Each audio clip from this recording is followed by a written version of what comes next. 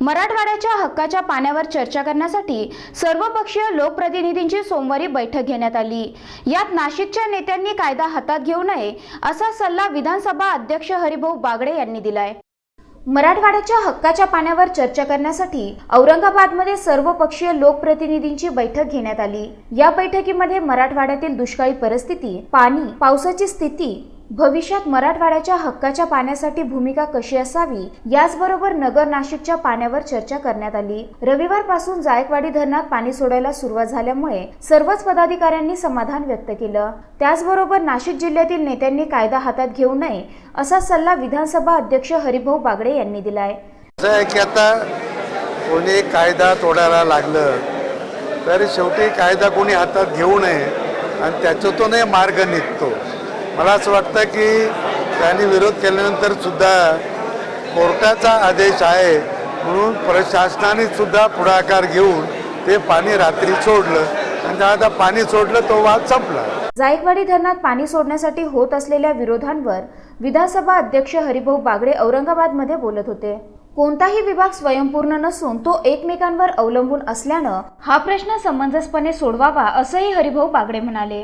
असं आहे की कुठलाही विभाग हा स्वयंपूर्ण नाही, सगळे विभाग एकमेकावर अवलंबून आहे, सगळे जिल्हे एकमेकावर अवलंबून आहे आणि कुठल्याही परिस्थितीमध्ये आपल्याला एकमेकाचं सहकार्य दिलं गेल्याशिवाय कोणत्याही एका जिल्ह्याचा एका विभागाचा गाडा पुढे जाणारच नाही। म्हणून महाराष्ट्र एक संघ राहिला पाहिजे आणि सामोपचाराने हे सगळे प्रश्न सुटावे, त्याच्यातून मार्ग काढावा हे मात्र सत्य। नगर नाशिक जिल्ह्यातील लोकप्रतिनिधींनी सबुरीची भूमिका घ्यावी असं आवाहन मराठवाड्यातील आमदारांनी केलंय। ही लढाई काही वैयक्तिक नाहीये, पिण्यासाठी पाणी देत नाही, अजून तर शेतीचं पाणी घ्यायचं आहे, हे तर फक्त पिण्याचं पाणी आहे। त्यांना तर त्यांचा रब्बीचं पीक पहिले घेऊन घेतात, त्यानंतर खरीपचं पीक घेऊन घेतात, त्यानंतर बारमाही पिकासाठी पाणी घेतात आणि आपल्याला फक्त पिण्याच्या पाण्यासाठी विरोध करू लागले तर हे ते कोणतेही सर्वपक्षीय असतील, कोणतेही नेते असतील, कितीही मोठे असतील, कोणत्याही पद्धतीचे असतील, त्यासाठी मराठवाड्याची जनता, मराठवाड्याचे पुढारी, मराठवाड्यामध्ये अनेक पक्षाचे लोक असतील, सर्व पक्ष भेदभाव बाजूला सोडून शेवटी मराठवाड्याची लढाई आहे हे एकत्रित लढावं लागेल। आणि आमची त्यांनाही विनंती राहील, जे काही नेते असतील, का आपण पिण्याच्या पाण्याला विरोध करणं म्हणजे अजून तर आमची पुढची लढाई, पुढची मागणी तर वेगळीच आहे का आम्हाला शेतीला पाणी द्यावं, तुमच्या शेतीला मिळालं आमच्या शेतीला द्यावं, तुमच्या उद्योगाला मिळालं आमच्या उद्योगाला द्यावे। आणि राहिला प्रश्न, काही लोक म्हणतात का फक्त आमच्याकडे बिअरच्या दारूच्या फॅक्टरीसाठी पाणी येऊ लागलं, त्यांचा आपण एकंदरीत पाहिला तर त्यांच्या कोणत्या कारखान्यामध्ये डिस्लरी नाही, कोणत्या कारखान्यामध्ये चपटी बनत नाही, कोणत्या कारखान्यामध्ये राकेटपासून भिंगरीपासून टिपरीपर्यंत सर्व दारू बनवतात ते। आणि आमच्याकडे जेम 2-3 कारखाने त्याला विरोध करू लागले की आम्ही त्या कारखान्याला पाणी देणार नाही। अरे पाणी प्यायला पाहिजे। हे वरून जो पडणारा पाऊस आहे आपल्या देशामध्ये, आपल्या राज्यामध्ये किंवा आपल्या काही भागामध्ये पडत असेल तर त्यांना ज्या पद्धतीने त्यांनी पाणी अडवण्यासाठी जी भूमिका करू लागले ती भूमिका त्यांनी घेऊ नये हीच मला त्यांना नम्र विनंती राहील। कसं आहे की हा विषय बऱ्याच वर्षापासून चालू आहे, कोर्टात होता, हायकोर्टाने निर्णय दिला, हायकोर्टाने निर्णय दिल्यावर आमचे जलसंपदा मंत्री गिरीशजी महाजन यांनी जरी ते नाशिकचे पालकमंत्री असले तरी त्यांनी तो निर्णय घेऊन शेवटी सर्वांना त्याच्यामध्ये विश्वासात घेऊन हा पाणी सोडायचा निर्णय घेतला आणि त्या हिशोबाने पाणी सोडलं गेलं। आता गंगापूरला तिकडच्या काही लोकांना, आता कसं प्रत्येक ठिकाणी तिकडचे लोकल जे लोक आहेत ते त्याच्यामध्ये एलिमेंट्स तिकडे जाऊन प्रेशर करतायत, पण सरकारने, तुम्ही आज कमिशनर साहेबांचं पण स्टेटमेंट ऐकलं असेल, बिराजदार साहेबांनी पण त्याच्यामध्ये निर्णय घेऊन सगळ्या म्हणजे पोलीसची मदत असेल जे काय करून हे पाणी सोडायचा निर्णय पक्का आहे। आणि हायकोर्टाच्या आदेशामध्ये जर कोणी येत असेल तर ते कंटेम्प्ट ऑफ कोर्ट होईल असं मला वाटते। त्याच्यामुळे जे जागृत नागरिक असतील किंवा शेतकरी असतील त्यांनी थोडंसं समंजसतेने घ्यायला पाहिजे। सर्वप्रथम मी एक गोष्ट आपल्याला क्लिअर करू इच्छितो की पाणी सुटणार आणि पाणी तिथनं येणार। आता बऱ्याच दिवसापासून आपण बघतोय की लोकांनी अगोदरच सांगितलेलं आहे की आम्ही आंदोलन करणार, आम्ही पाणी अडवणार, तिकडच्या सगळ्या गोष्टी होत्या आणि म्हणून पोलीस यंत्रणा, MSEBची यंत्रणा पूर्ण करूनच पाणी सोडलं जावं हे शासनाने तयारी केली होती।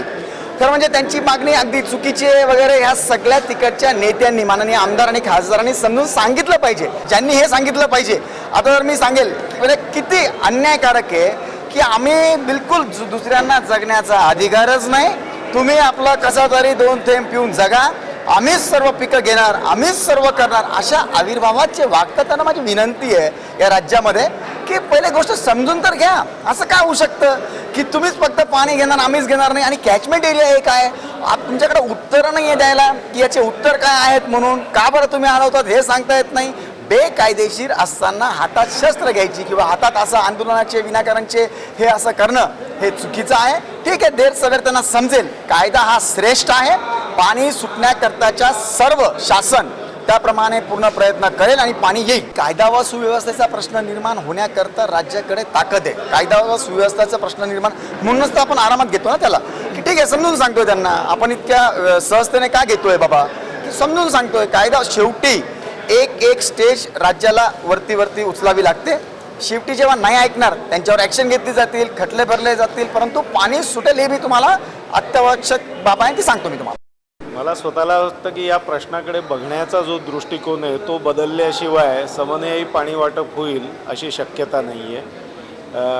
आमचं हक्काचं पाणी असं जेव्हा म्हटलं जातं तेव्हा प्रत्येकाला आपला हक्क जाणवतो, पण मला गरजेपुरतं पाणी आहे त्याच्याहीपेक्षा जास्ती पाणी माझ्याकडे जर असेल तर ज्याला आज अत्यावश्यकता आहे अशांना ते पाणी द्यायला काही हरकत नसावी असं मला स्वतःला वाटतं. आणि या दृष्टिकोनातून जेव्हा पाणी प्रश्नाकडे बघितलं जाईल त्यावेळेलाच जायकवाडीमध्ये पाणी येईल. तोपर्यंत अशी आंदोलनं होत राहणार, पाणी अडवण्याचे प्रयत्न होत राहणार, आणि हे प्रयत्न किती संयुक्तिक आहेत याचा विचार जोपर्यंत केला जात नाही तोपर्यंत राजकीयदृष्ट्या ही आंदोलनं होत राहतील आणि पाणी अडत राहील. यातनं राजकारण बाजूला काढलं पाहिजे, समाजकारण आणि अर्थकारणाच्या दृष्टिकोनातून याच्याकडे बघायला पाहिजे. आणि जेव्हा अशा दृष्टिकोनातून या सगळ्या प्रश्नाकडे बघितलं जाईल त्यावेळेला ऊर्ध्व गोदावरी धरणातनं खालपर्यंत पाणी येण्याची व्यवस्था करता येईल. आज सर्व राजकीय पक्षाच्या लोकांना एकत्र करून केवळ पाणी प्रश्न नव्हे तर मराठवाड्याच्या विकासाच्या संदर्भात वेगवेगळ्या दृष्टिकोनातून जो विचार केला गेला तो अतिशय स्तुत्य उपक्रम होता. आणि सर्व लोकप्रतिनिधी एकत्र येऊन हा जो उपक्रम आहे हा असाच दर 3 महिन्याला चालू ठेवतील अशी आमची अपेक्षा आहे. आयोजित बैठकीला विधानसभा अध्यक्ष हरिभाऊ बागडे, आमदार प्रशांत बंब, भाजपाचे आमदार अतुल सावे, संतोष दानवे, नारायण कुचे, संगीता ठोंबरे, काँग्रेसचे आमदार अब्दुल सत्तार, ज्ञानेश्वर चौघुले यांच्यासह मराठवाड्यातील सर्वपक्षीय आमदार, जिल्हा परिषदेचे सदस्य, नगरपालिकेचे अध्यक्ष आणि नगरसेवक, पंचायत समितीचे पदाधिकारी आणि जलतज्ञांची उपस्थिती होती.